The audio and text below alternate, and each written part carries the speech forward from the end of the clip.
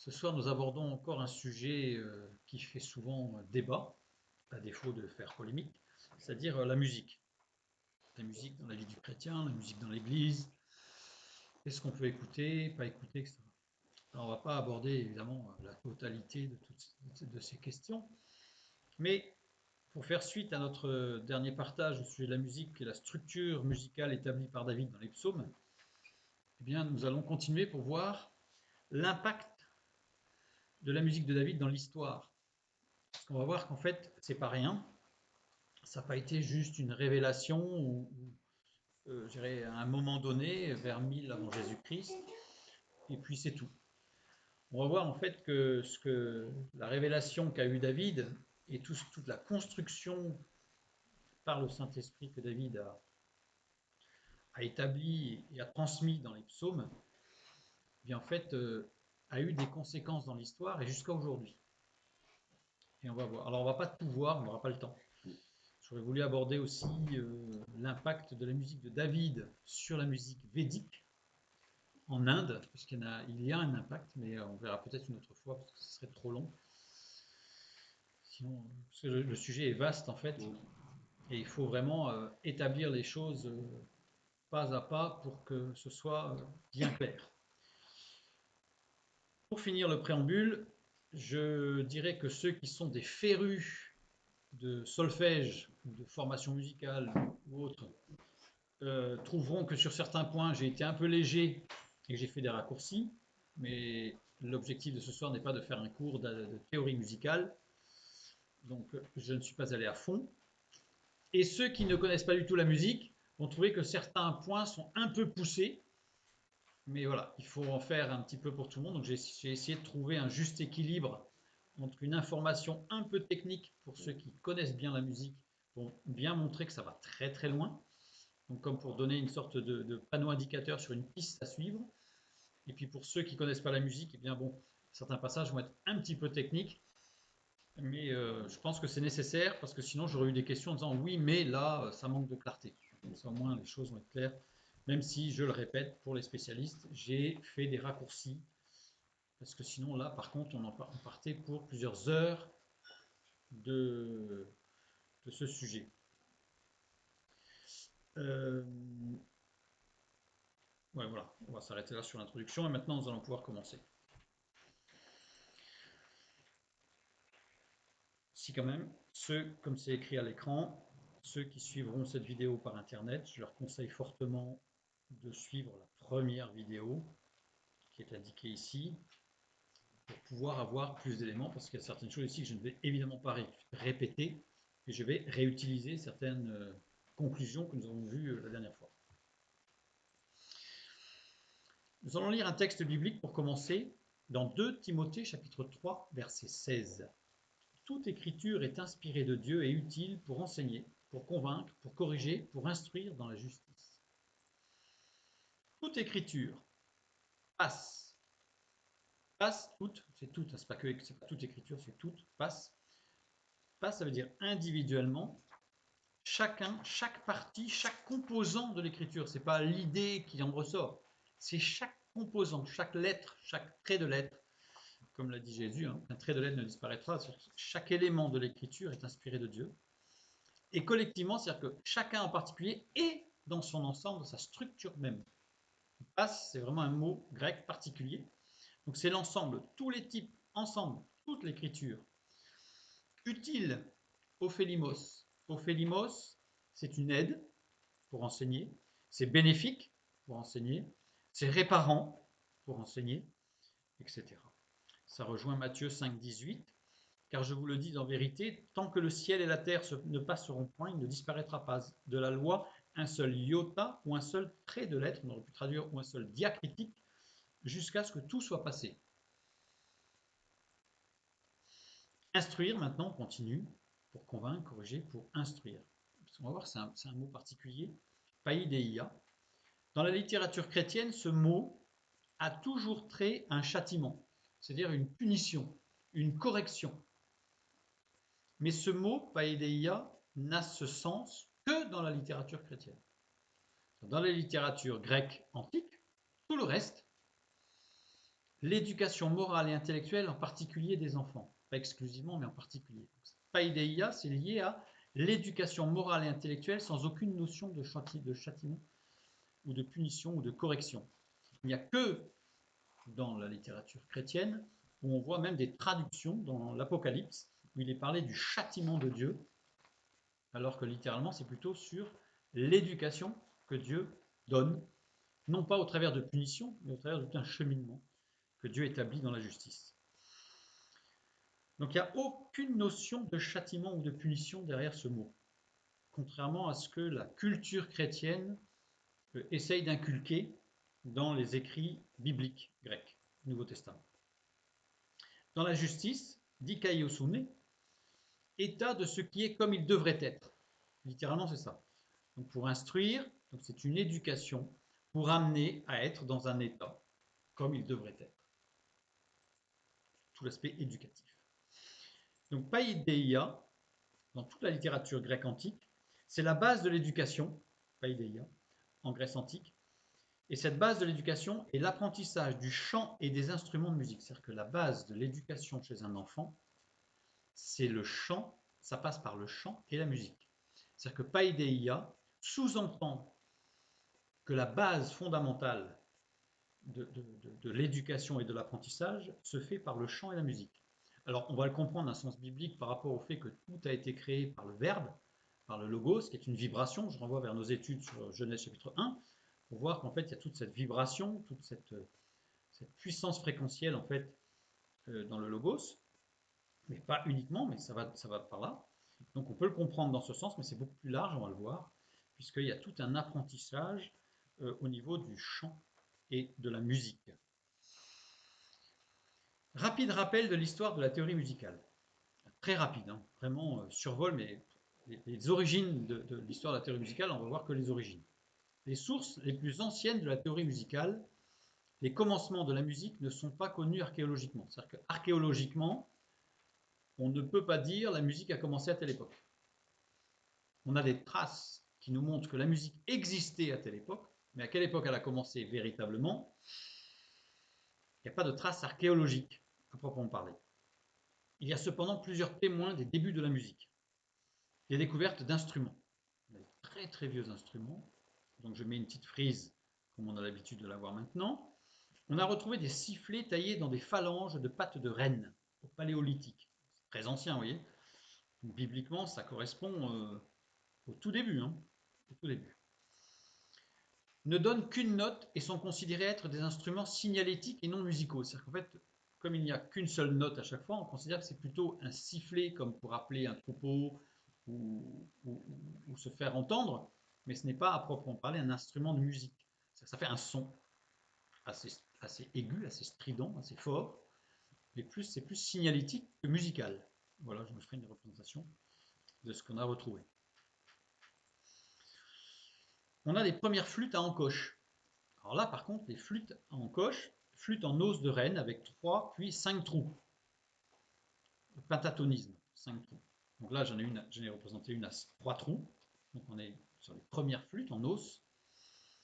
Les premiers arcs musicaux au magdalénien, ancêtres de tous les instruments à cordes. C'est vraiment les tout débuts des instruments à cordes, qu'on appelle un arc musical, qui est à l'époque de Enoch, première ville. Ensuite, les premiers lures nordiques, âge de bronze. Voici un lure nordique, donc à l'âge de bronze. On retrouve ici, daté du début de l'âge de bronze, un petit peu avant. C'est aussi au début de l'âge de bronze, parce que c'est en bronze. Et ça rejoint Genèse 4, 21. Le nom de son frère était Joubal. Il fut le père de tous ceux qui jouent de la harpe et du chalumeau. Donc, Joubal a vécu à la même époque. Donc, on voit qu'il y a une correspondance là entre l'archéologie et le texte biblique sur les débuts des instruments avant, c'est-à-dire le cuivre, qui était à l'époque en bronze. Ça, c'est vraiment pour les instruments de musique, donc les débuts. Mais on n'a pas de théorie musicale. On ne peut pas savoir qu'est-ce qu'ils jouaient. On a des tablettes sumériennes et akkadiennes à Ur, voilà, qui sont les premiers vestiges musicaux à proprement parler. Donc on a une partition musicale, si on peut dire, donc en Mésopotamie. lieu d'implantation de Sem et de ses premiers descendants, inventeurs de l'écriture cunéiforme, ça on l'a vu dans une autre étude. Première tablette scolaire cunéiforme, ici, donc c'est-à-dire à l'époque de Job, vous voyez, donc c'est assez vieux, c'est avant Sodome et Gomorrhe. Tablette scolaire cunéiforme, c'est là qu'on y retrouve toutes les formules mathématiques de trigonométrie, sur tout ce qui est ce qu'on appelle le théorème de Pythagore, qui en fait n'est pas Pythagore, on en reparlera, n'en est pas du tout l'inventeur, puisqu'il a au mieux repris les informations qu'il avait trouvées dans certaines civilisations anciennes. Au pire, ça lui a été attribué sans qu'il était même au courant que ça existait. Ce serait plutôt d'ailleurs ça, parce que ça lui a été attribué plusieurs siècles après sa mort, en fait, cette découverte. Donc, a priori, il n'était même pas au courant. En tout cas, on a des traces de toutes ces théories mathématiques bien avant. Départ d'Abraham de Ur, arrivée d'Abraham à Haran, et départ d'Abraham de Haran pour le pays promis. Donc, dans cette tablette sumérienne et akkadienne à Ur, on y retrouve une musique pentatonique et heptatonique. Pentatonique sur 5 tons, heptatonique sur 7 tons. Enfin, 7 notes qui montent graduellement. Donc, on ne va pas détailler. Monodie et polyphonie, instrument à cordes joué à deux mains. C'est-à-dire qu'on arrivait. Monodie, c'est qu'il n'y a qu'une seule mélodie, qu'une seule note. Polyphonie, c'est qu'il y a plusieurs notes de jouer en même temps, des accords. Et on a des traces des premiers petits orchestres, représentations de musiciens réunis. Donc, peut-être un peu musique de chambre, on va dire. C'était pas des orchestres philharmoniques, c'était des petits ensembles qui jouaient. Donc, c'est très ancien en fait. Le rapport à la musique, même la musique de groupe, est très ancienne. La structuration complète, la plus ancienne du chant et de la musique, on la retrouve dans la parole de Dieu. La plus ancienne structure musicale à proprement parler, avec vraiment une structure établie, avec des moyens de pouvoir lire des partitions. Enfin, partitions, on verra, c'est un peu particulier, mais lire la musique en tout cas, certaines mélodies et une structure musicale. La plus ancienne chironomie, c'est-à-dire manière de diriger la musique avec les mains. Les positions des mains et des bras désignent les notes et les intervalles déterminés. Égypte ancienne. En général, des écarts basés sur des quintes. C'est-à-dire qu'en Égypte ancienne, on retrouve les écarts basés ES, pas ES, mais basés donc sur des quintes, une évolution de quintes. Chaque signe représente une évolution, enfin ascendant ou descendant par rapport à des quintes. De nombreuses reproductions montrent des chefs d'orchestre, je mets entre guillemets parce que ce n'est pas véritablement des chefs d'orchestre, exécutant des gestes pour des chanteurs, des flûtistes et des harpistes. Voilà. Donc ici, c'était à l'époque de Joseph. À l'époque de Joseph. On va voir que ça va. On ne va pas revenir dessus, mais gardez-le en mémoire et vous verrez que vous comprendrez pourquoi c'était à l'époque de Joseph.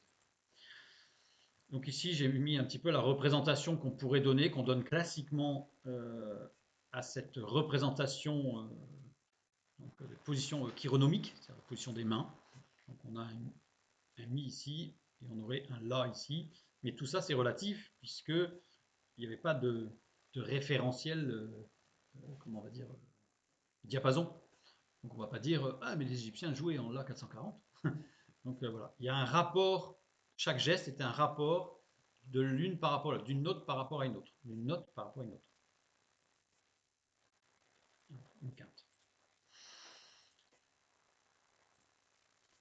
En Grèce antique maintenant, donc on avance. Description d'une théorie musicale très détaillée, avec des manuels techniques décrivant le système musical. Donc là, on a vraiment carrément une technique musicale. La notion de la notation, les échelles, les consonances, les dissonances, les rythmes, les types de composition, etc. Alors là, il y a des modes, enfin là, c'est très riche. Ouvrage indiquant comment la musique révèle un ordre cosmique qui mène au plus haut niveau de connaissance, y compris spirituel. Pour la Grèce antique, la musique, c'était ce qu'il y avait de plus haut au niveau de la connaissance et de la pratique des sciences. D'où l'idée de l'enseignement au travers, comme support, le chant et la musique.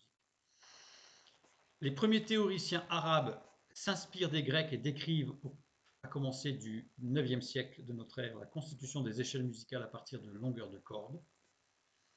Donc toute la musique arabe en fait s'est inspirée de la Grèce antique. La musique romaine s'inspirait grandement de la musique grecque aussi. Et les premiers chrétiens, même s'ils vivaient au sein de l'Empire romain, puisaient dans les musiques sacrées juives des psaumes chantés. C'est-à-dire qu'en fait, on va y revenir, mais on a vu donc toute l'évolution jusqu'à Rome, jusqu'aux Romains, avec la Grèce antique, qui a été vraiment un élément extrêmement important dans la composition musicale, et l'inspiration que ça a donné en fait au monde arabe et au monde romain. Mais dans tout ça, il y a une sorte de petite bulle, c'est que les premiers chrétiens jouaient de la musique et chantaient sur des hymnes bibliques, des psaumes, et non pas sur des rapports grecs. Et on va voir que ça va être important. Et rapidement, ils ont intégré des systèmes grecs dans leur composition. C'est-à-dire qu'en fait, au départ, donc ça on va y revenir, au départ c'était exclusivement sur des bases des psaumes, on pourrait appeler les bases davidiques, on pourrait dire.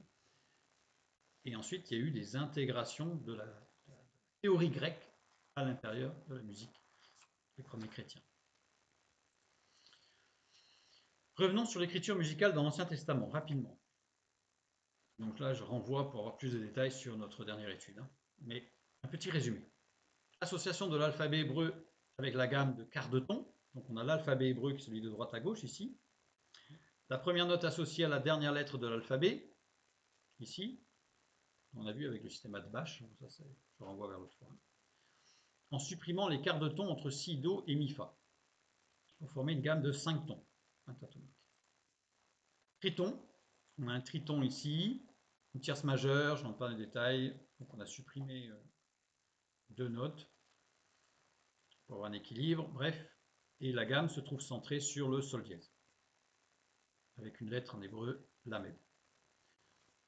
Note à la base de la théorie musicale instruite à partir du XVIe siècle, on va y revenir à la fin ce soir, puisqu'on parle de solmisation et on parle de solfège. On ne parle pas de domisation ou de dofège ou de ut-fège ou de ut-somisation, on parle de solfège, solmisation. C'est le sol qui va être la base de la théorie musicale. On va voir pourquoi. Et le lamed, dans la lettre hébraïque, représente, en fait, symbolise le travail de l'homme. Avec en plus des diacritiques de cantillation, donc des diacritiques de chant. Donc là, on est sur la théorie de David, symboles qui permettent de signaler des accords, puisqu'on a des superpositions. Donc, et tout l'Ancien Testament est écrit avec des lettres et des diacritiques. Tout l'Ancien Testament est en hébreu avec des lettres hébraïques et des diacritiques. Dont ceci, c'est-à-dire que les psaumes de David font apparaître ces diacritiques-là et l'ensemble des lettres de l'alphabet.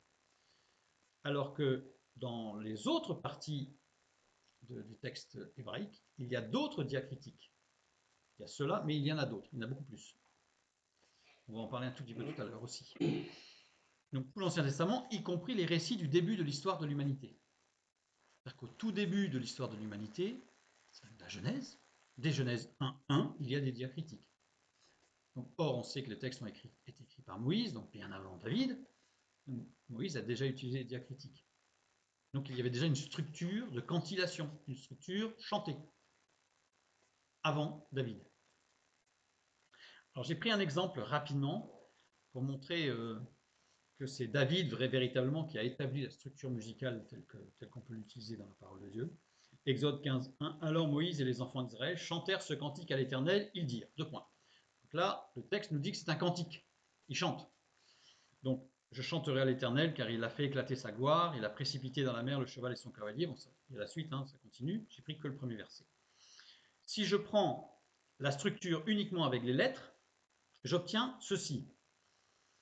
Alors, pour ceux qui, comme moi, qui ne sont pas capables, en lisant une note, de l'entendre dans leur tête pour savoir si c'est joli ou pas, ceux qui connaissent vont savoir qu'en lisant ça, que ça risque de pas être terrible.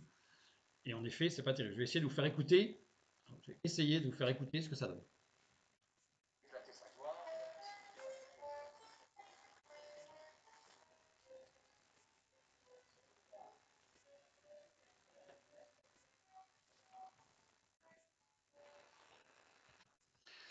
Là, on sent que c'est c'est un peu spécial, on va dire, pour être gentil, c'est un peu spécial.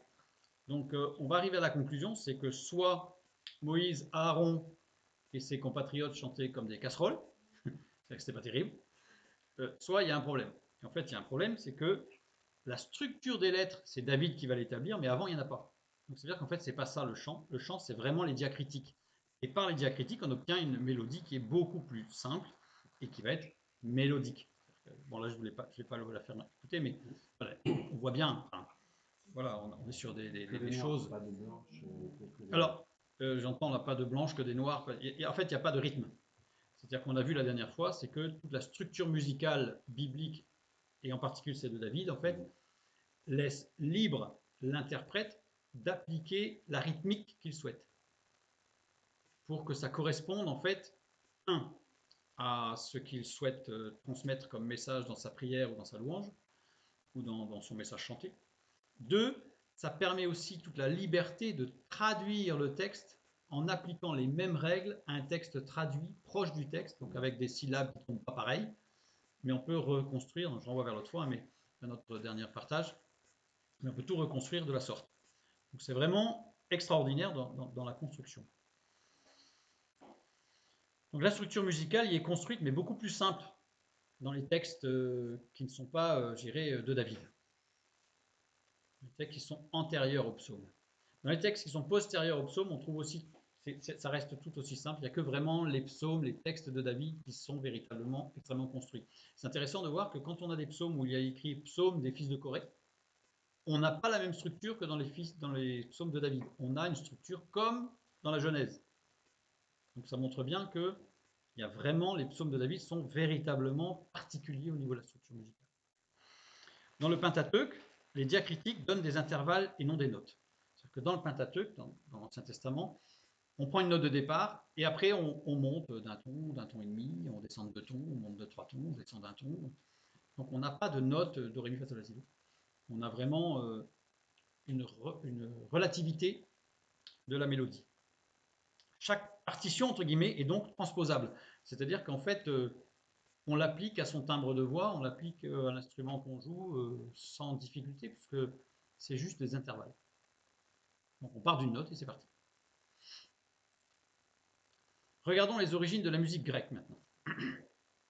Le théoricien grec de la musique fut initialement Pythagore, réformateur religieux parmi les philosophes présocratiques, c'est-à-dire que Pythagore n'était pas un mathématicien, il était un religieux, un réformateur religieux.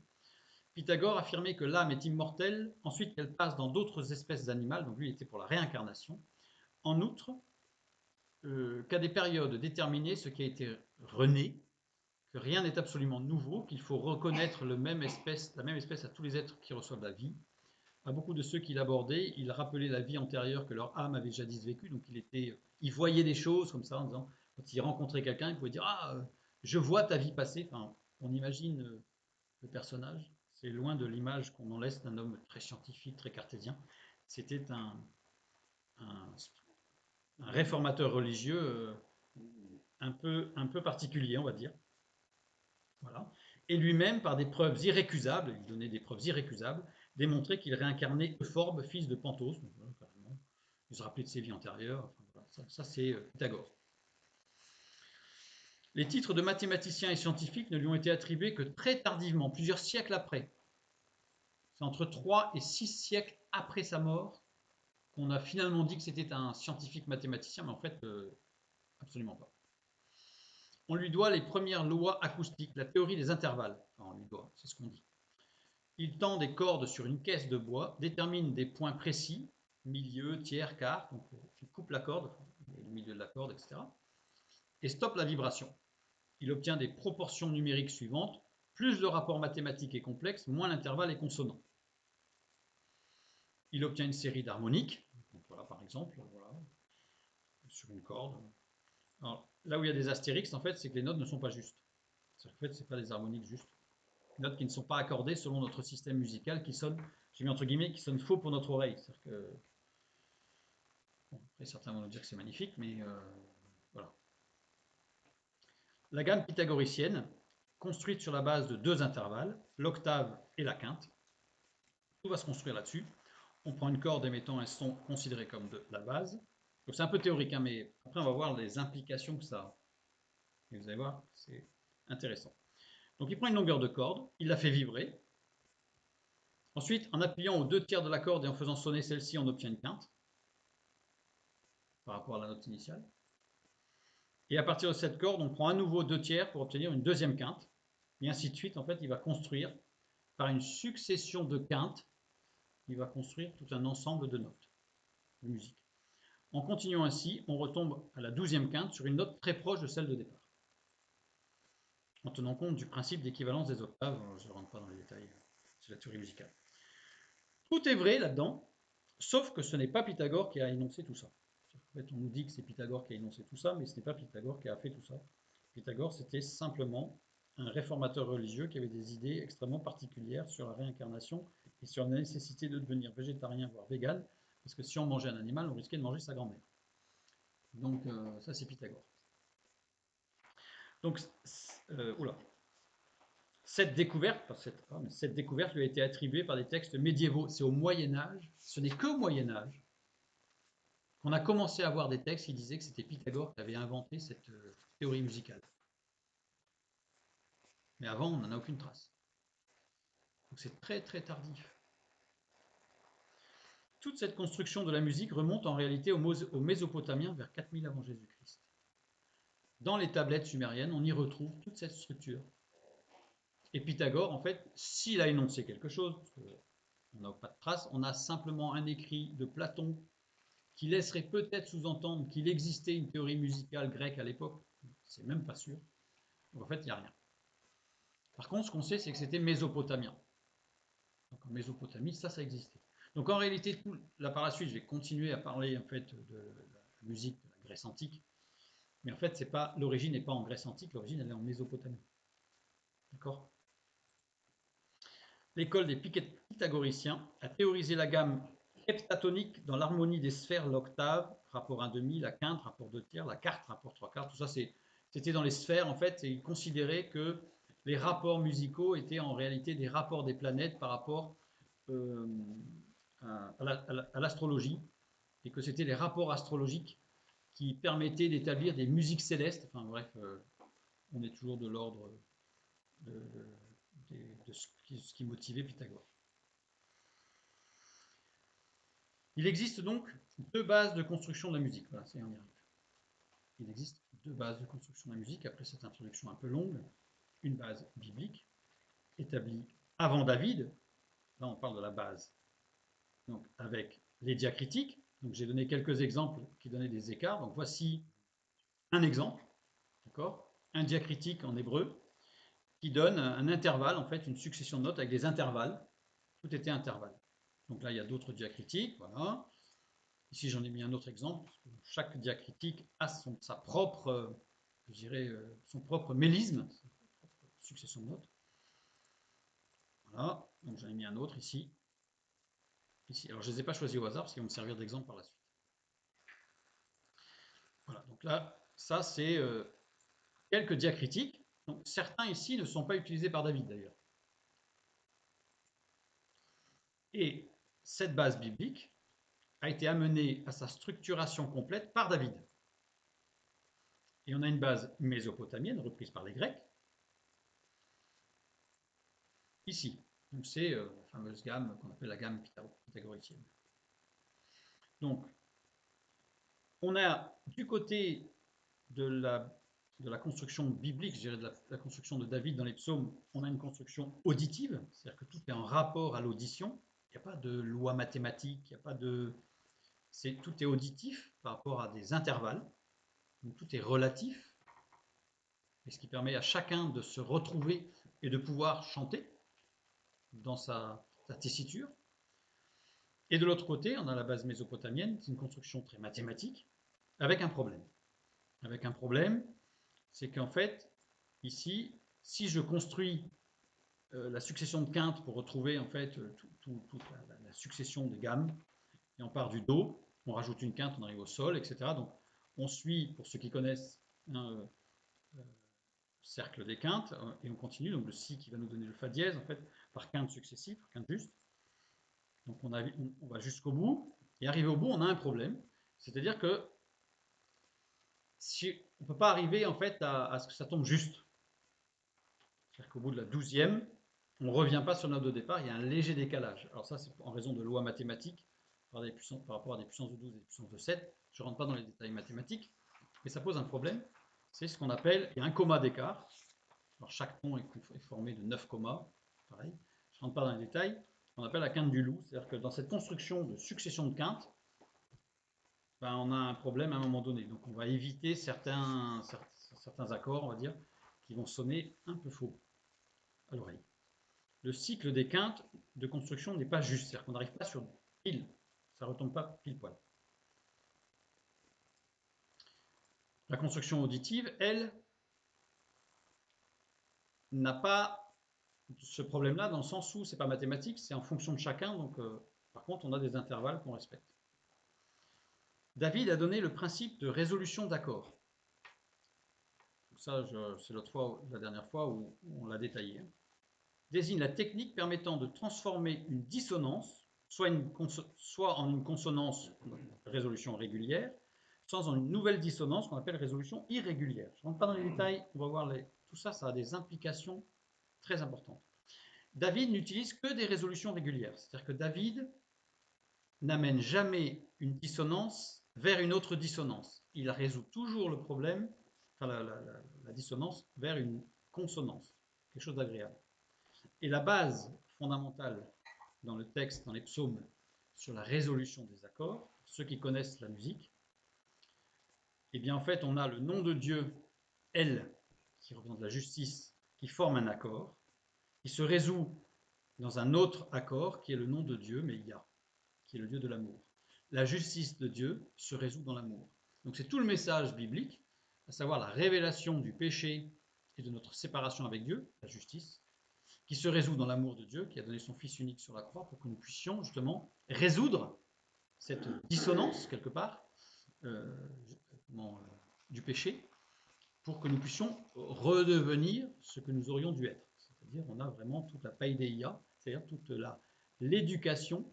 Et David, sa structure musicale est basée sur cette résolution d'accords. C'est-à-dire qu'il le dit lui-même, je crois que c'est 7 psaumes, dans lesquels il spécifie que c'est là qu'on y trouve toute la base de résolution ensuite de toute la construction de sa musique, c'est dans la résolution de cet accord dissonant vers un accord consonant, qui est le Dieu de la justice, qui se révèle dans quelque chose qui fait mal et qui amène à quelque chose qui est doux, à savoir l'amour. Donc ça, c'est toute la construction musicale davidique, de David, révélée. On sait que dans cette construction, David a laissé une grande liberté pour les accompagnements, c'est-à-dire qu'il y a des pistes, il y a des choses qui sont établies, mais que David ne contraint pas celui qui va chanter ou jouer de la musique sur une musique qui serait déjà figée. En fait, il donne une mélodie, il donne un rapport, et ensuite il y a une certaine liberté d'exécution. Remarque, si je prends le cercle représentant le cycle des quintes, mais avec la structure musicale de David, c'est-à-dire centré sur le sol dièse. Vous vous rappelez, c'était le sol dièse, ici, au centre. Donc toute la construction musicale de David est basée sur le sol dièse, au centre. C'est le centre. Et bien si je reprends le même cercle des quintes, mais que je le fasse tourner pour retomber sur le sol dièse en haut, pour que ce soit la base de départ, et bien c'est juste un clin d'œil pour montrer qu'en fait, l'axe vertical qui supporte le cercle des quintes, eh bien ça forme le nom de Dieu El. C'est juste un clin d'œil parce qu'il y a énormément de choses qu'on retrouve en fait par rapport à toute la structure de David dans sa musique. Donc il y a une sorte de jeu de presque pareil, mais aussi d'opposition permanente entre la musique dite grecque, mésopotamienne, et la musique biblique. Il va y avoir un jeu d'opposition permanent, on va le voir. Une autre remarque, on va voir 3 ou 4 remarques comme ça. Au cours des siècles, et d'une civilisation à l'autre, la musique a adopté bien des visages différents, et à chaque fois que des schémas ont été établis, il s'est trouvé des artistes pour les chambouler ou des découvertes pour les contredire. En fait, de tout temps, on est passé de tel type de musique à tel type de musique, c'est pour ça qu'on découpe de manière parfois assez sèche, mais il y a eu un gradient, ça s'est glissé petit à petit pour passer d'une période à une autre. Donc du chant grégorien, il y a même plusieurs chants grégoriens. Parce que quand on parle du chant grégorien, il faudrait parler des chants grégoriens, on va en parler un petit peu tout à l'heure. Mais on a les périodes classiques, baroques, romantiques, modernes, bref. Et à chaque fois, c'est parce qu'il y a quelqu'un qui a amené quelque chose de nouveau, qui a déstabilisé un peu l'ancien, etc. Cependant, je mets cependant, c'est par rapport à ça, toute cette histoire de la musique un petit peu qui chahute un petit peu, je dirais. Il existe deux principes qui sont universels pour créer une œuvre musicale. C'est-à-dire qu'il existe quand même deux principes qui ressortent de toute l'histoire de la musique, quoi qu'on en dise.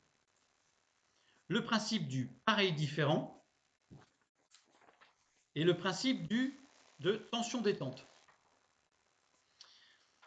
Le principe du pareil-différent dans la musique permet d'établir des formes.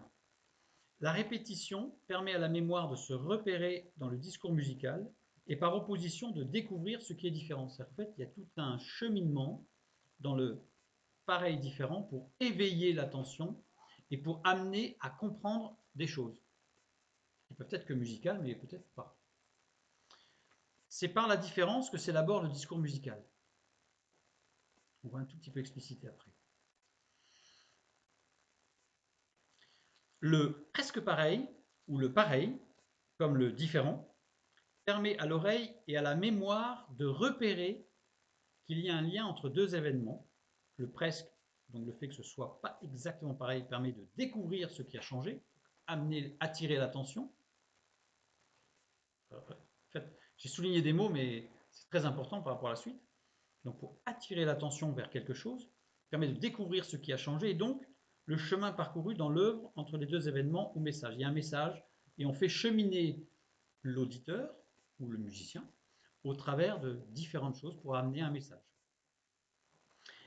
Et le différent permet d'éveiller l'oreille attentive à une opposition ou un contre-message. Il peut y avoir un message et un contre-message. Le principe de tension-détente tient à la teneur même du discours musical. Il s'agit de garder l'auditeur attentif au déroulement de la pièce musicale et de le récompenser de cette écoute en le laissant dans un état satisfait. L'objectif n'est pas du tout le même. On crée une musique avec une tension qui va se résoudre dans une détente, une construction musicale qui est faite, alors l'auditeur n'en a pas forcément conscience, mais c'est l'objectif de cette construction musicale, cette création musicale, pour amener la personne à se tendre vers quelque chose et finalement, voilà, on se sent mieux. On se sent mieux. Il y a la détente. Et c'est un sentiment de satisfaction. Il faut créer chez l'auditeur un besoin, le besoin d'écouter la pièce jusqu'au bout, puis satisfaire ce besoin pour qu'il soit heureux de son écoute. C'est l'objectif de ce principe de tension-détente.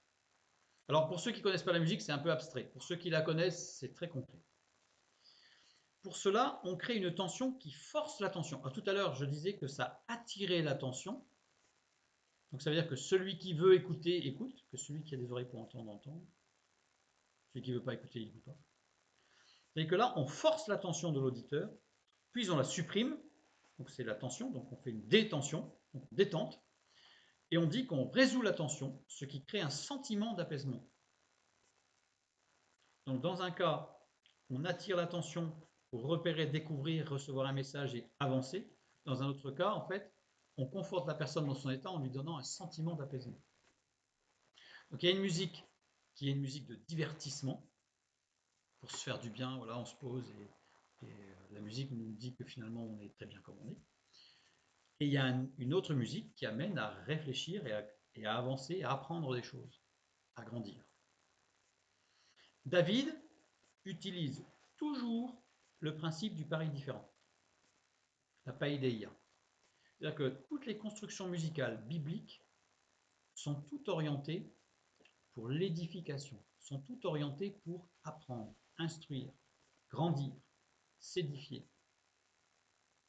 Ce qui n'est pas le cas de la musique grecque. La musique grecque, c'est l'inverse. La musique grecque, elle est là pour divertir. Elle est là pour... Si on nous dit qu'il y a un message, mais c'est pas un message. C'est des tragédies, On crée une tension, on fait une détente, comme ça la personne elle est contente de son état quand elle sort, dit finalement, je suis bien, comme je suis. Alors que la musique de David, elle amène, non pas à dire je suis pas bien, mais à dire j'ai appris quelque chose, j'ai grandi. Donc toute la construction, tout le jeu subtil de la construction musicale, je dirais, d'origine, qu'on appelle d'origine grecque, d'origine mésopotamienne, et toute la construction musicale biblique sont dans des objectifs totalement différents. Totalement différents. Alors que voilà, la base mésopotamienne, elle est tout sur le principe de tension-détente, et non pas du pareil différent. Évidemment, vient en arrière-pensée, et on en reparlera certainement à la fin, les cantiques que l'on chante, les compositions même modernes. On va avoir des cantiques qui vont être construits sur le principe du pareil différent, qui vont amener à grandir, à s'instruire, à avancer, à découvrir et à s'édifier. Et on a des musiques qui vont être construites sur le principe de tension-détente, alors qui vont être techniquement, au niveau de la technique musicale, parfaite, extraordinaire, mais qui n'ont que pour but de flatter l'ego de la personne pour se dire finalement je suis bien. J'ai passé un bon moment, je me suis fait du bien, je me suis fait du bien. Et c'est pas Dieu qui fait du bien, c'est je me suis fait du bien. Donc on a deux principes musicaux totalement différents. Dernière remarque, après on va pouvoir avancer, et ça va être utile pour la suite. On lit dans Nombre chapitre 6, versets 22 à 27, l'Éternel parla à Moïse et dit, parle à Aaron et à ses fils et dit, vous bénirez ainsi les enfants d'Israël, vous leur direz, deux points. Que l'Éternel te bénisse et qu'il te garde, que l'Éternel fasse luire sa face sur toi et qu'il t'accorde sa grâce, que l'Éternel tourne sa face vers toi et qu'il te donne la paix. C'est ainsi qu'ils mettront mon nom sur les enfants d'Israël et je les bénirai. Alors on ne va pas tout regarder parce qu'il y a beaucoup de choses intéressantes, mais on va juste, vous bénirez ainsi les enfants d'Israël. Barak. Barak, il est au radical piel. Ça veut dire louer en faisant un geste. C'est-à-dire que ça insiste sur le fait que vous louerez, vous entendez Dieu sur les enfants d'Israël, mais en faisant un geste. En faisant un geste. Le chef de chœur, à l'époque mosaïque, c'est à l'époque de Moïse, indiquait la mélodie à chanter par des signes des mains. C'est-à-dire que comme il y avait, lui, il connaissait la mélodie, il connaissait l'enchaînement des intervalles, et bien en fait, l'assemblée qui chantait avec lui, il indiquait à l'assemblée s'il fallait monter ou descendre par des signes des mains. Donc en fait, c'était un directeur de chœur, et et c'est ce qui se passait dans le temple de Salomon, c'est qu'il y avait des directeurs de chœur, des gens qui dirigeaient les chœurs, chefs de chœur, pardon, oui. Voilà, merci, des chefs de chœur, et c'est par les mains, par des signes des mains, qu'il indiquait s'il fallait monter, descendre d'un ton, etc. Signe encore utilisé dans certaines communautés juives aujourd'hui, certaines communautés juives dans certaines prières, hein, il y a beaucoup de choses qui ont été perdues, mais qui utilisent encore ces signes. Alors j'ai mis quelques exemples. Donc un signe de la main droite ou de la main gauche comme ça avec deux doigts écartés de chaque côté, ça représentait 3 diacritiques. Ça veut dire qu'en fait on avait une succession d'intervalles comme ça. J'ai mis des lignes, c'est juste pour montrer ce qu'il y avait en ton et demi-ton. Je n'ai pas mis les lignes, ce ne sont pas des lignes de solmisation, ce pas des lignes de solfège pour dire en clé de fa, clé de sol, c'est juste pour donner des intervalles. Parce que si j'avais pas eu de ligne, c'était difficile de voir ce qui était en demi-ton et en ton. Donc ce signe-là, par exemple, ça veut dire ceci. Donc on descend d'un demi-ton et on monte d'un ton et demi. Voilà. Donc les gens suivaient en fonction des signes des mains. Le chef de chœur était sportif. Donc là, on a ce signe cumulé, donc qui veut dire beaucoup de choses. Voilà, c'est un enchaînement avec toute une montée en fait. Voilà. Donc il y avait des signes des mains à l'époque mosaïque, donc c'est-à-dire en 1200, 1300 avant Jésus-Christ, qui étaient déjà pratiqués. Et en fait, ceux qui ont suivi et qui se rappellent de l'étude qu'on a faite sur Joseph et sur Moïse, se rappellent qu'en fait Moïse n'a fait que reprendre ce que Joseph avait déjà donné. Donc ça veut dire que Joseph, dans un temple, avait déjà inscrit tout ça. Et donc en fait, à l'époque de Joseph, on retrouve en Égypte de la chironomie, c'est-à-dire de la direction de cœur par les mains, comme indiqué dans la Bible, mais moins poussé, moins précis. Voilà. Éphésiens 5, 19. maintenant on en vient à l'ère chrétienne. On a vu très vite, je suis passé très vite sur l'Antiquité, même avant. Dans Éphésiens chapitre 5, verset 19, l'apôtre Paul nous dit « Entretenez-vous par des psaumes, par des hymnes et par des cantiques spirituels, chantant et célébrant de tout votre cœur les louanges du Seigneur. » Entretenez-vous par des psaumes, par N. N indique ce qui est dans le sujet concerné, intrinsèquement fixé, implanté ou avec laquelle il est intimement lié. C'est-à-dire en fait, entretenez-vous grâce aux psaumes, grâce à la structure, ce qui est dans les psaumes, c'est-à-dire la structure musicale des psaumes. Paul parle aux premiers chrétiens, qui chantaient des cantiques inspirés de la parole de Dieu et non pas des cantiques païens romains. Les premiers chrétiens étaient des juifs convertis. Ils chantaient des mélodies construites sur le modèle des psaumes. On le voit dans les textes de l'apôtre Paul et Pierre. Donc, ils s'inspiraient de ce qui était intrinsèquement dans les psaumes, c'est-à-dire toute la structure musicale, je dirais transcrite par David, parce qu'elle lui a été révélée, bien entendu, mais voilà, toute la construction davidique de la musique. Le mot psaume, c'est psalmos. Psalmos vient de psalo, qui veut dire faire vibrer un instrument musical d'une façon douce.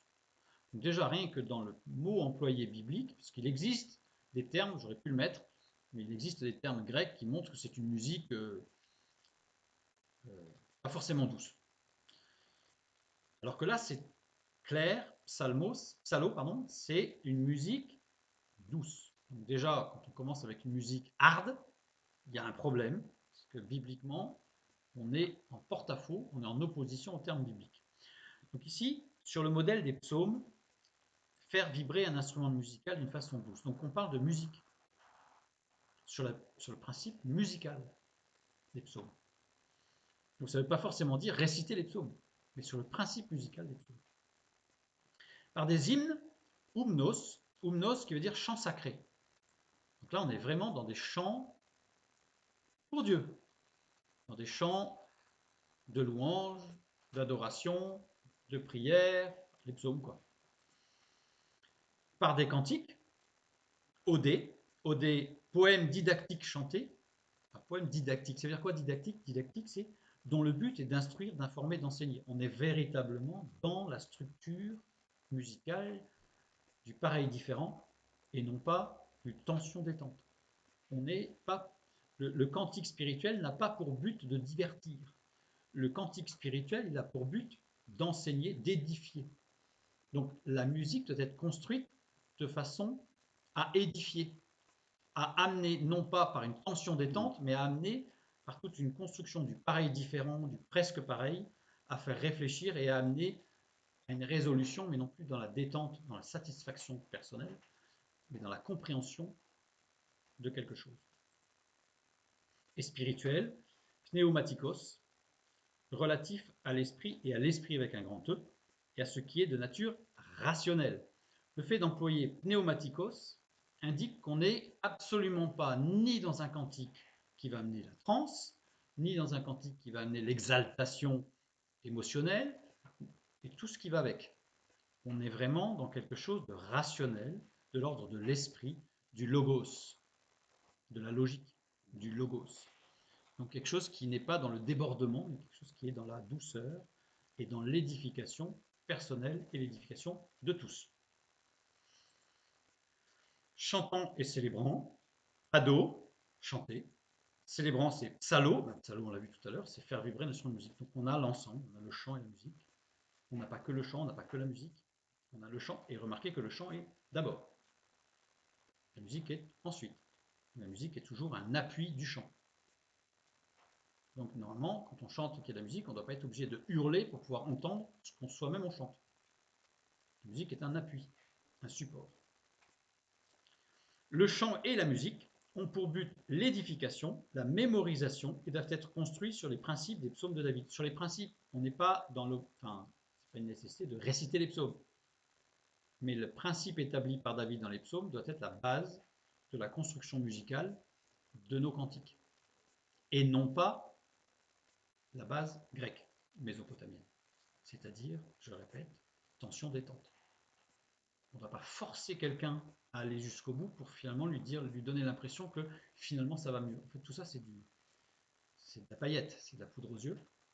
Alors que la construction biblique de la musique doit être d'amener vers une compréhension, vers une édification. Le principe du pareil différent. Les premières traces de chants chrétiens. Alors, les premières traces de chants chrétiens, c'est en 313 après Jésus-Christ. Pourquoi 313 après Jésus-Christ? C'est précis. C'est après l'arrêt des persécutions en 312. C'est-à-dire qu'il y a eu la conversion au christianisme, alors politique ou pas, c'est pas la question, mais de Constantin, qui fait qu'en 313, la persécution des chrétiens s'est arrêtée, net. Et à partir de ce moment-là, ce qui était chanté en secret dans les réunions cachées, dans les assemblées cachées, dans les églises secrètes, parce que persécutées, eh bien, c'est révélé. Et donc, on a commencé à exprimer les premiers chants chrétiens. Donc, les premières traces de chants chrétiens, on les a en 312 après Jésus-Christ. Les premiers écrits mélodiques chrétiens, les premiers écrits, parce qu'on a des traces sur le fait que les chrétiens chantaient, des choses comme ça. Les premiers écrits, c'est entre 380 et 580, parce que auparavant, il n'y avait pas d'écrit, parce que tout était secret, il fallait écrire le moins possible. Il ne fallait pas laisser de traces, parce qu'on risquait la mort. À partir de là, il y a eu des écrits, et entre 380 et 580 après Jésus-Christ, on a les premiers écrits mélodiques chrétiens, des indications musicales retranscrites sur des parchemins, retrouvés dans l'abbaye de Saint-Gall et ses alentours. Et les indications musicales, c'était les neumes sangaliens. Alors les neumes sangaliens, c'est particulier, on va dire c'est les tout premiers neumes. Alors le manuscrit le plus complet est le manuscrit Laon 239, attribué au 9e siècle et conservé dans la bibliothèque municipale de Laon. Bon, après, j'ai mis ces indications pour ceux qui veulent aller voir. C'est passionnant. Là, on ne fait qu'un résumé. Diacritique apposé au-dessus du texte pour indiquer des articulations mélodiques du chant. C'est-à-dire qu'en fait, les neumes sangaliens, il n'y avait pas de traits, il n'y avait pas de lignes, il n'y avait rien. C'était juste des petits signes qui étaient mis au-dessus des syllabes, merci, au-dessus des syllabes, pour donner des indications, en montée d'un ton, d'un deux tons, des intervalles. On donne des intervalles. Il n'y a aucun rythme d'indiquer, car la rythmique était laissée à l'interprète. Évidemment, on y retrouve toute la structure de l'Ancien Testament chez les premiers chrétiens. Je vais vous donner quelques diacritiques. On va représenter quelques diacritiques des neumes sangaliens. Ici, on a le podatus pes. Ici, on a le clivis. Ensuite, j'ai mis le trigone. Ensuite, on va trouver le torculus. Et on va trouver ici le climatus. Alors, il y en a plein. Pas plein. Il y en a beaucoup moins que les neumes, dont on a souvent le neume avec une note carrée et les annotations qui vont avec. Il y en a beaucoup moins, mais il y en a quand même pas mal. Et j'en ai mis que ici, que 5. Et maintenant, je vais mettre en face quelques diacritiques hébraïques de cantillation qu'on trouve dans l'Ancien Testament. On va trouver la Merka, on va trouver le Geresh, on va trouver ici le Ségol, ici on va trouver le Sarka, et ici on va trouver le Zakef Gadol. Le lien est assez direct. Alors après, il y en a d'autres qui sont plus difficiles parce qu'on a assez peu de manuscrits. On a assez peu de manuscrits avec les neumes sangaliens. Et c'est tous des manuscrits faits à la main. Donc, les signes, parfois, on n'est pas certain que ce soit, est-ce que c'est le même signe ou est-ce que ce sont deux signes différents, est-ce que ce sont le même diacritique ou deux diacritiques différents. C'est assez compliqué. Surtout qu'en plus, il y a l'état des parchemins. C'est un peu complexe. Ce que je trouve extraordinaire, c'est que quand vous regardez les neumes sangaliens, pour ceux qui souhaiteront le faire, on va vous dire que le podatus pes, ça veut dire ceci, que le trigone, en fait, ça veut dire ceci, il y a 3 notes, etc. Par supposition. Alors qu'il suffirait de reprendre les diacritiques de l'Ancien Testament et on n'aurait plus les suppositions. Parce qu'il est fort à penser, étant donné que c'était les premiers chrétiens, qui étaient en plus des chrétiens qui n'étaient pas dans... Il faut savoir que, j'en parlerai juste après, mais le grand schisme de 1054, c'est là qu'il y a eu une grande séparation avec l'Église d'Orient et l'Église d'Occident, et que le catholicisme romain, l'Église catholique romaine est née en 1054. Avant, il n'y avait pas... Et avant, il y avait un conflit il y a eu plusieurs conflits, en fait, et plusieurs schismes sur des pratiques doctrinales et théologiques très dures. Donc l'objectif était de rester très proche du texte. Et plus on a avancé, et plus on s'en est éloigné. Or, ici on est très proche, 380, on est très proche. Donc on est très proche des textes de l'Ancien Testament. Les premiers chrétiens étaient pour beaucoup des juifs convertis. Bref. C'est à partir de 590 que plusieurs de ces chants ont été regroupés, arrangés et codifiés par Grégoire Ier.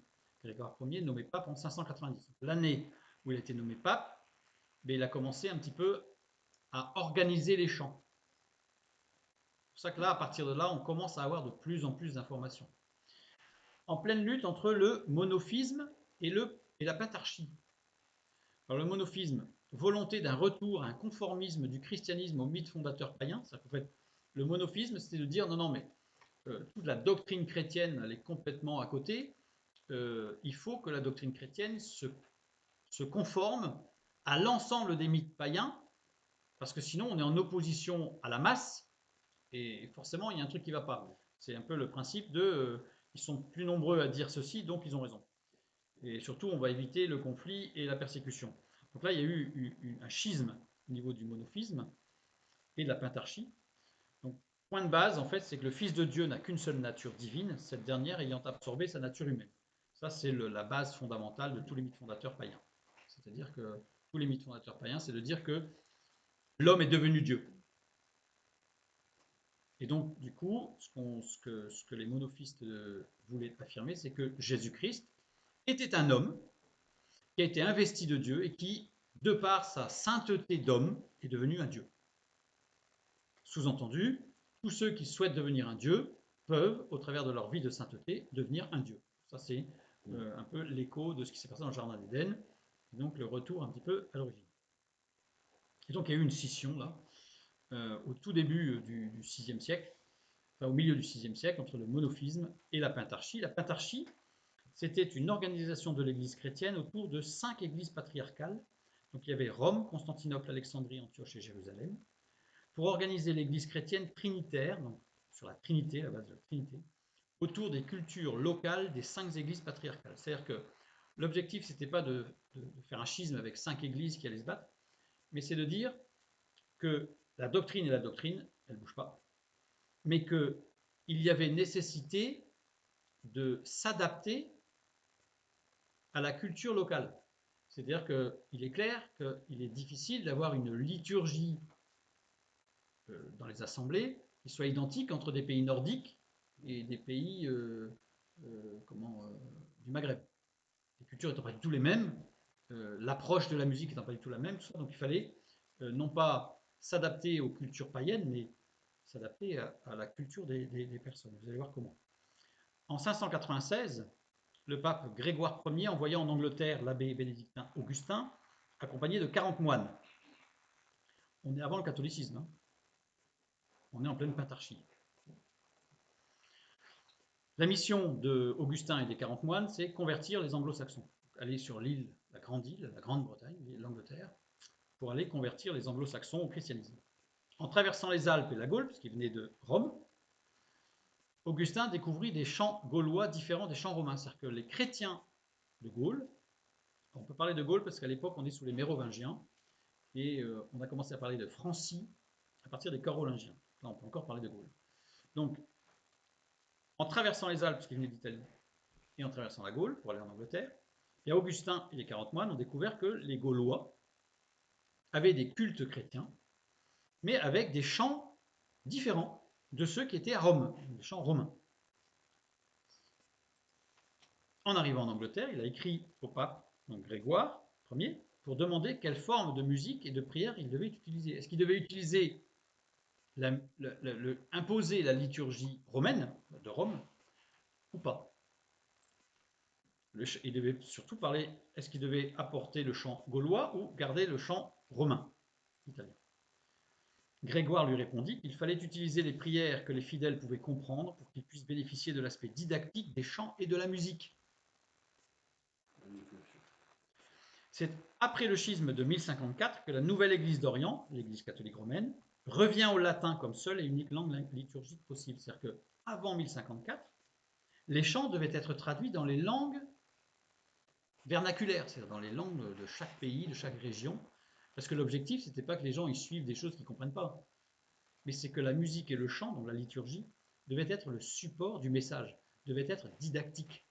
La musique n'était pas là pour se divertir et passer un bon moment. La musique était là pour porter le message divin, porter le message de Dieu. Donc on voit que bien, tous les débuts de l'Église, les 1000 premières années, hein, le premier millénaire, c'est basé véritablement dans une suite logique par rapport aux écrits de David. Et à partir de 1054, il y a eu une rupture franche, puisque là on a imposé le latin que personne ne comprenait, sur une liturgie unique dans tout la chrétienté, une liturgie qui ne correspondait absolument pas, qui était une liturgie romaine, c'est-à-dire de Rome, de l'Église de Rome, et qu'on a imposée partout en Europe de l'Ouest.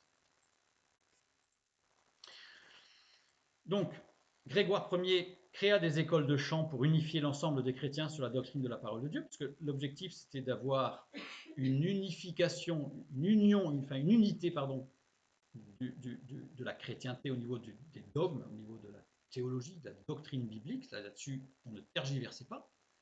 Par contre, il était inutile de parler en latin ou de faire des liturgies qui ne correspondaient pas. Donc, il fallait adapter autant la musique au niveau des instruments de musique qui ne sont pas les mêmes d'une région à l'autre, etc. Donc, il y avait vraiment non pas une volonté de dévoyer le message biblique pour l'adapter à une culture, non, mais c'était pour que vraiment le message biblique soit à la portée, tout en restant clair et précise, à la portée des chrétiens et de ceux qui écoutent. Et tout ça porté par le chant et la musique. Le chant devait être le vecteur de l'enseignement et de la mémorisation des textes bibliques par les chrétiens, surtout qu'on sait qu'à cette époque, très peu, personne ne savait lire, et donc en fait le chant devait être un chant non pas de tension détente, mais un chant avec des pareils et des répétitions et des refrains qui faisaient avec des choses mnémotechniques pour que les gens puissent se mémorer non pas n'importe quoi, mais des paroles bibliques sur la base des psaumes. Sur la base des psaumes. Les Carolingiens, donc ceux qui ont suivi les Carolingiens, surtout Charlemagne, donc à la fin du 8e siècle, modifia les structures musicales liturgiques pour que cela plaise au peuple. Là, on a le premier, je dirais, virage. C'est-à-dire que les Carolingiens, avec en chef de file, on a Charlemagne, qui a, alors j'ai mis ici, objectif, unifier son empire. C'est-à-dire qu'en fait, l'objectif, c'était politique. C'est-à-dire que, un peu comme Constantin, là c'est Charlemagne, et donc à l'inverse de Grégoire. Grégoire Ier voulait unifier la doctrine autour de Dieu. Charlemagne et les Carolingiens ont voulu unifier autour de la politique et de l'empereur. Moyen utilisé, introduire les principes des musiques des troubadours et des trouvères dans le chant sacré. En fait, on a deux musiques qui se sont développées un petit peu en parallèle. Alors développées pas vraiment, puisque le chant, la musique chrétienne ne s'est pas développée, elle s'est épanouie, mais elle ne s'est pas développée, elle n'a pas évolué, s'est épanouie.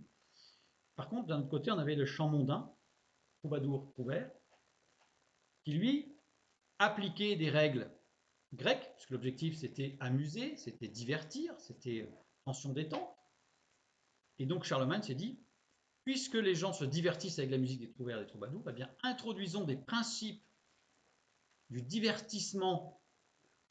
On va prendre un langage moderne, anachronique par rapport à la période dont on parle, mais comme ça on va bien comprendre. Introduisons dans le culte des méthodes du monde qui plaisent. Ça, c'est le début. On est 8e, 9e siècle.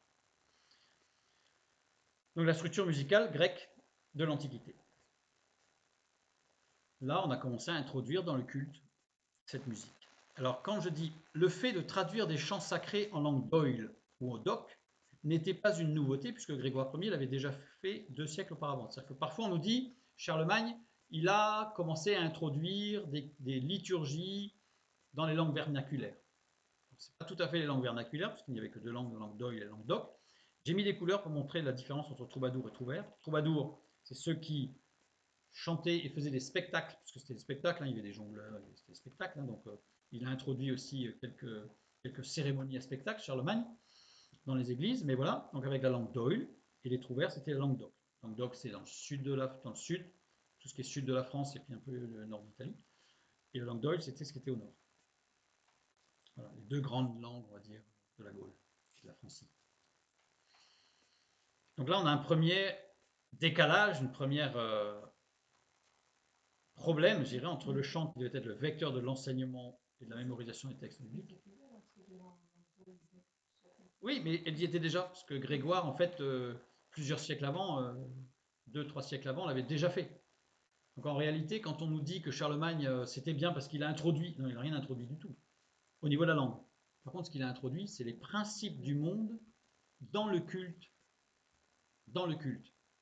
Ce qui aura d'ailleurs pour effet, pour s'opposer à l'évolution de la musique sacrée et à l'introduction des principes du monde, entre guillemets, dans l'Église, le plein chant mélismatique se développe à partir du IXe siècle. Mélismatique, ça veut dire avec, au départ, en fait, les neumes sangaliens, jusqu'au 8e, 9e siècle, c'était du syllabique. C'est-à-dire qu'en fait, il y avait quasiment une note, 2, 3 notes par syllabe, mais ce n'était pas des vocalises à n'en plus finir, comme on entend parfois dans certains chants grégoriens.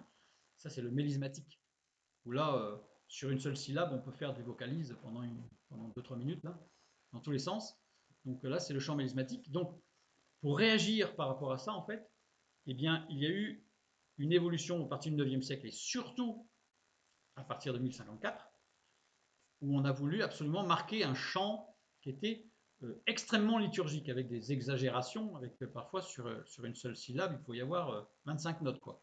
Donc ça faisait des trucs, on ne comprenait plus rien, et ça vocalisait dans tous les sens. Donc c'est ce qu'on appelle le plein chant mélismatique.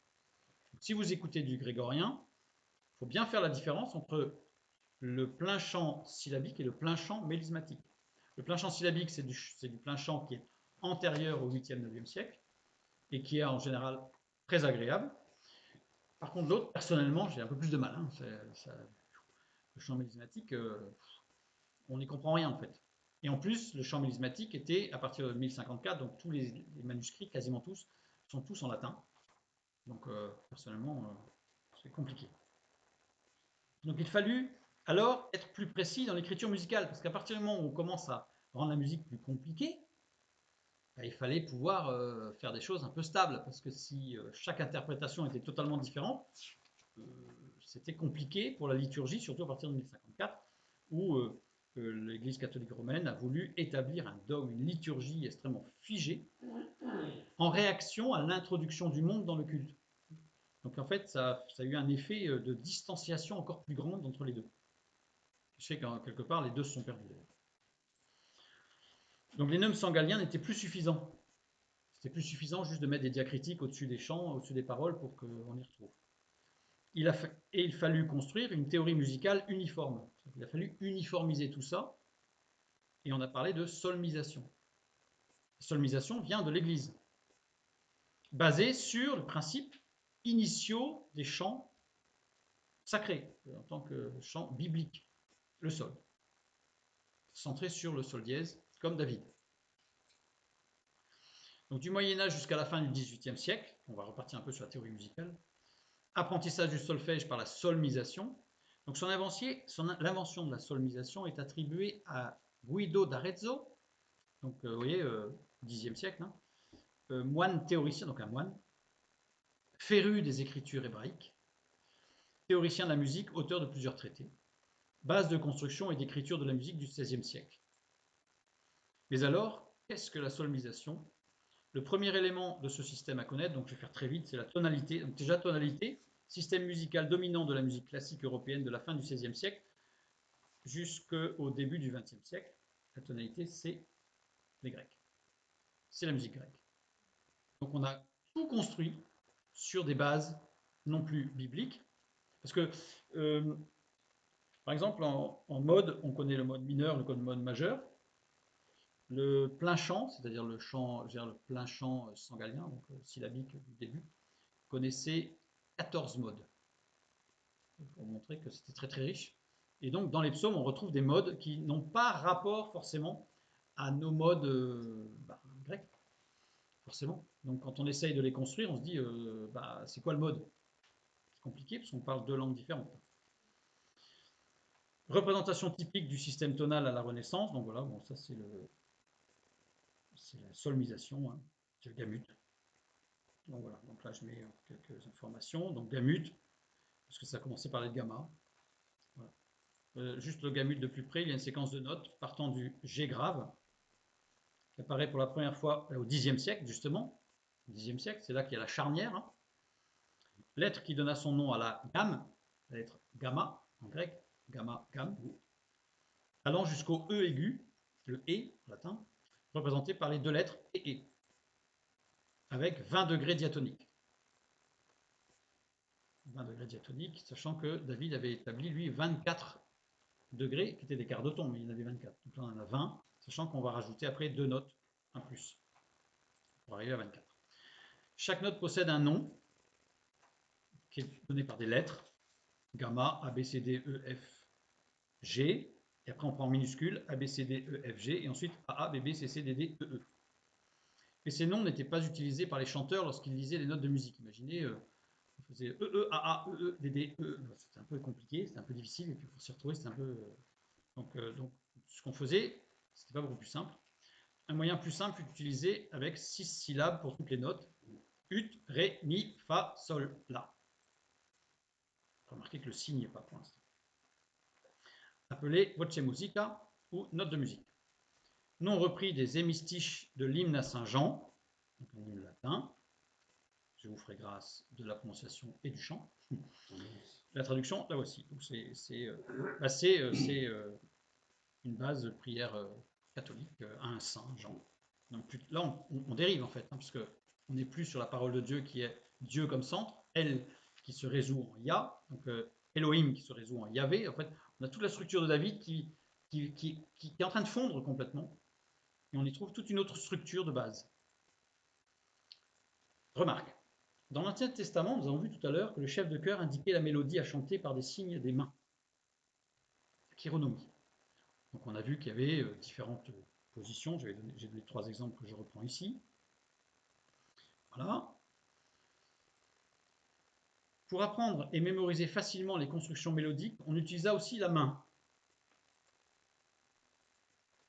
Chaque jointure représente une note du gamut.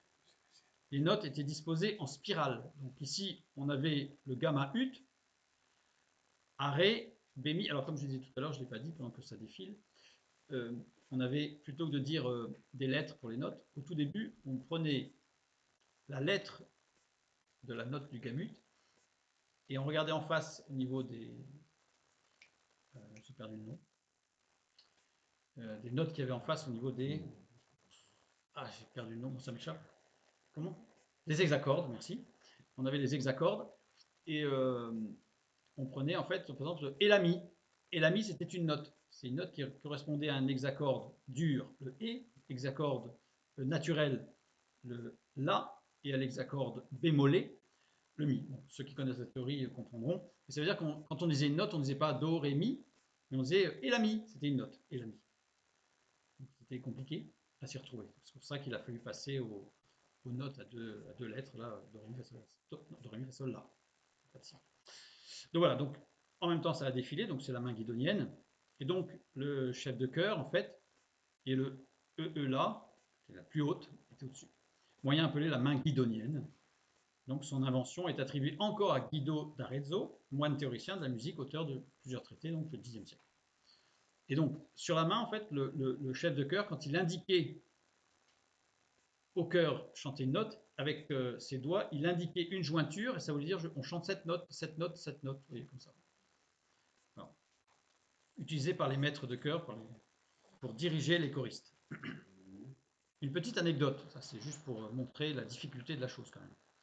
Le 21 mai 1604, dans la cathédrale de Tolède, 4 candidats étaient testés pour obtenir le poste de maître de chœur. Donc on a un candidat. Chaque candidat devait composer une pièce sur un thème donné en 24 heures. Donc en 24 heures, il devait composer. Conduire 2 chœurs sans préparation, extempore, c'est-à-dire une fois qu'il avait fini, pouf, il devait 2 chœurs. Décrit une performance d'improvisation. Okay. Donc c'est-à-dire que pendant qu'un chœur chantait une mélodie donnée par le jury en étant conduit par un chef de chœur. Donc il y a un chef de chœur qui dirige un chœur. Le candidat devait chanter une partie improvisée. Donc il ne connaissait pas la partition. Donc il devait écouter le chœur qui chantait et improviser en temps réel une autre voix. Le candidat devait en même temps diriger un chanteur sur une autre mélodie improvisée avec la main. C'est-à-dire qu'avec la main, il devait donner d'autres notes pour indiquer à l'autre chanteur de chanter une troisième voix. Et il chantait autre chose en même temps. Et il écoutait et il devait suivre le chœur qui chantait autre chose. Le candidat devait diriger un autre chanteur sur une autre mélodie improvisée avec l'autre main.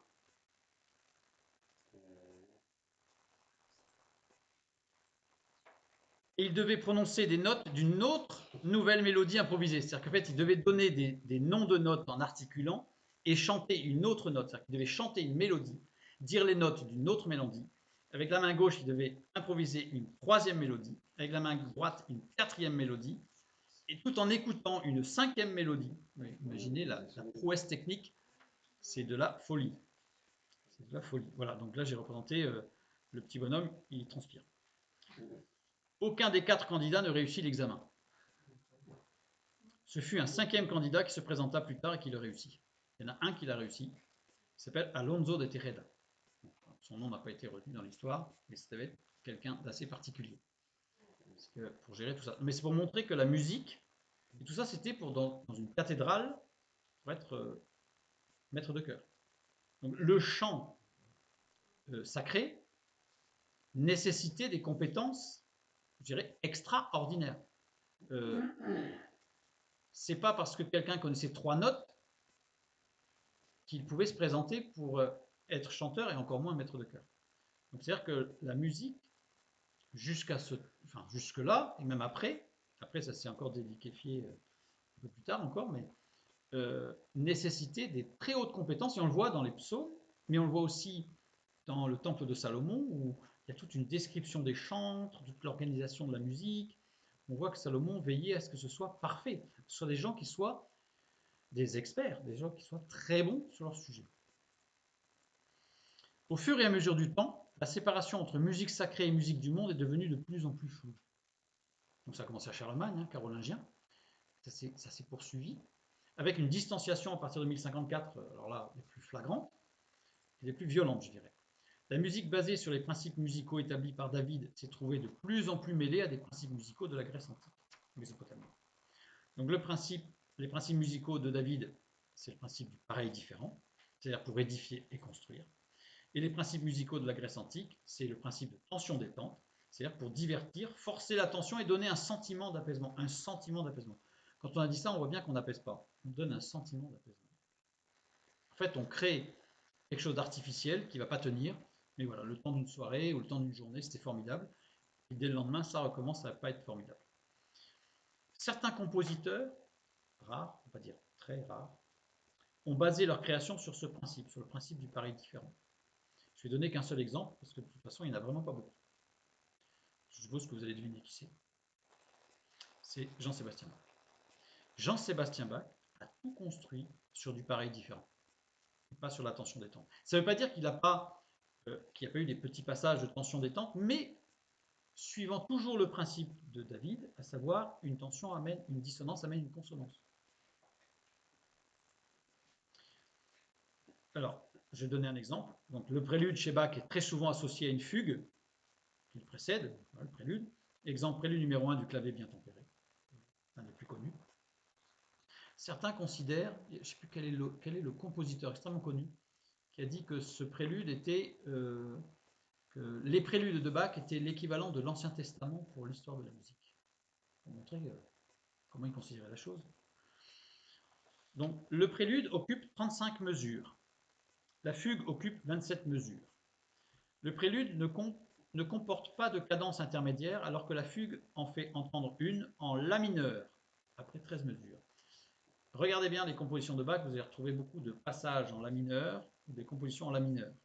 Pourquoi? Parce que la mineur, c'est la tonalité principale utilisée par David. Il y a 24 entrées thématiques. 24 entrées thématiques. Il y avait 24 quart de ton, c'est-à-dire que tout était construit sur le 24, les 24, alors c'est pas anodin, il y a les 24 anciens, etc. Tout ça c'est construit dans la parole de Dieu, tout est homogène. Par la cadence, après 13 mesures, ces entrées sont divisées en un groupe de 10 et un autre de 14. Ça veut dire quoi? Ça veut dire qu'à la 14e mesure commence un groupe de 14 mesures. Ces 14 mesures reviennent 14 fois. Et le thème de la fugue est composé de 14 notes. Ça vous rappelle rien? Matthieu chapitre 1, verset 1. Le nombre 14. 14, c'est mnémotechnique. 14 générations d'Abraham à David, 14 générations de David à la déportation, 14 générations. Tout ça, c'est mnémotechnique. C'est-à-dire que Jean-Sébastien Bach utilisait la construction de David, le principe de David, dans toute sa composition. Et on voit bien dans sa composition qu'il ne s'est pas, entre guillemets, borné à recopier des psaumes. Il a une production musicale extraordinaire, Bach, avec des constructions extraordinaires, et tout est fait sur le pareil différent. Sur des choses qui peuvent se lire à l'endroit à l'envers, sur des choses qui se répètent mais pas tout à fait, sur des choses... Et à chaque fois, ça attire l'attention. Et pour des résolutions, pour le Bach, je pense que Bach était celui qui a amené au summum ce que David avait préparé. C'est-à-dire qu'en fait, il a vraiment construit toute son œuvre sur le principe de David. Donc aujourd'hui, pour nous chrétiens, eh bien, nous devons, alors si nous ne sommes pas musiciens, évidemment, ça va être compliqué, mais faisons confiance au Saint-Esprit et laissons-nous conduire. Et combien de fois j'ai entendu que, par exemple, on va dire, ça y est, il a basculé de jeune à vieux, ces vieux cantiques, ils nous amènent quelque chose. Pourquoi? Parce qu'ils ne sont pas là pour divertir. Ils sont là dans une construction du pareil différent, ils sont là dans des répétitions, dans des strophes. Alors certains me disent, oh mais tu imagines, il y a 5 strophes. Oui, mais il y a tout un aspect de mémorisation d'un message profond, comme David, sur le principe de David. Aujourd'hui, on a des chants, je ne dis pas que les chants modernes ne sont pas bons, je dis que quand on regarde certains chants aujourd'hui, il n'y a rien. Au niveau musical, il n'y a rien. Au niveau des paroles, il n'y a rien. Au niveau de l'édification, il n'y a rien.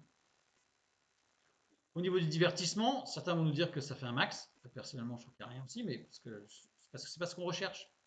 Je tiens aussi à souligner que la parole de Dieu ne nous dit pas qu'il est interdit d'écouter de la musique de divertissement. Je ne dis pas ça. Je dis que la parole de Dieu nous dit que dans notre approche spirituelle, dans un culte, dans un moment d'adoration, de prière, dans une assemblée, dans une réunion, dans une chorale chrétienne, on n'est pas là pour divertir. On ne fait pas de show, on n'est pas des trouvères ni des troubadours. On est des chantres de l'Éternel. Et le message doit être construit sur le principe de David, à savoir le pareil différent qui amène l'édification de celui qui veut écouter, que celui qui a des oreilles pour entendre. Que Dieu vous bénisse et à bientôt.